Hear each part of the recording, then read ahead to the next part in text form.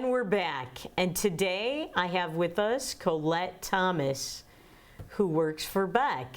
Colette, can you tell me what you do for Beck?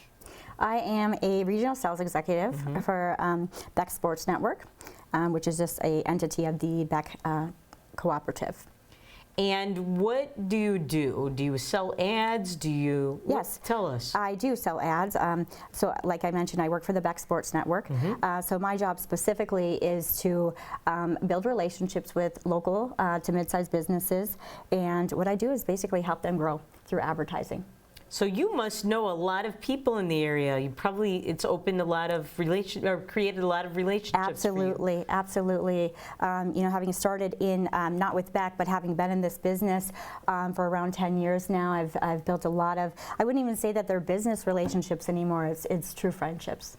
And can you tell me, since you know so many people in the business community and many of them are your friends, what would you say, since they are businesses and you're selling their product for them or helping them create the best environment in which to reach customers, what would you say is the #1 issue facing most of the businesses that you deal with in town?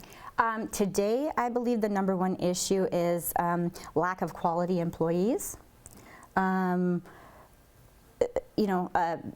I was at a sandwich shop a week ago, and I didn't know he was the owner at the time, but he was at the front, and I could tell he was super frustrated.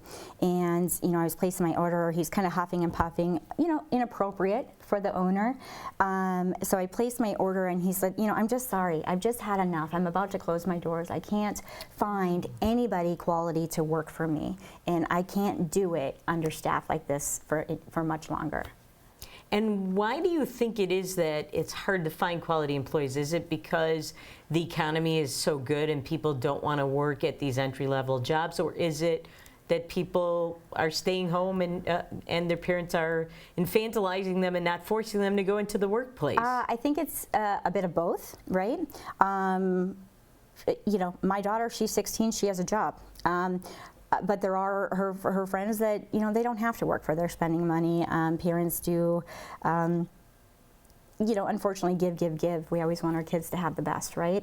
And in addition to that, though, this gentleman's complaint is the lack of applications, and the applications that he does get are, the felons, people who have a record so long that he didn't know if he could trust them in his business. Especially if you're at a Subway shop or a sandwich shop, it's mostly cash, or there's a lot of cash involved, and I could see the apprehension that he has. With people that are advertising, do they have similar issues, or what are the issues they say face them? It can vary from industry to industry, but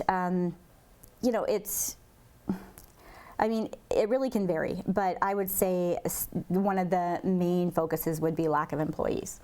And let me ask you this: you grew up in North Dakota, correct? I did. Can you tell us a little bit about your experience? Were you from a farm? I grew up on 250 acres of land outside of Glen Ellyn, North Dakota, and I had 19 kids in my class, which is much different than where my daughter goes to school here in Bismarck.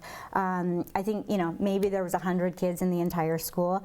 I feel fortunate for having had that opportunity growing up.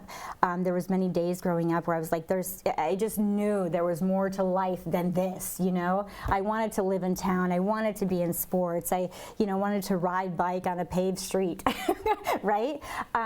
So anyway, those times have drastically changed, as I grew older, moving to the big city, having left North Dakota and come back for numerous reasons.